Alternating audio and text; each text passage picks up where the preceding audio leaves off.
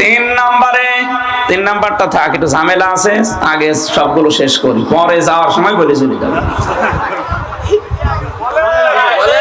3 নম্বরে নবীজি আল্লাহর কোরআন থেকে জানিয়েছেন নেতা হতে পারবে না মহিলারা।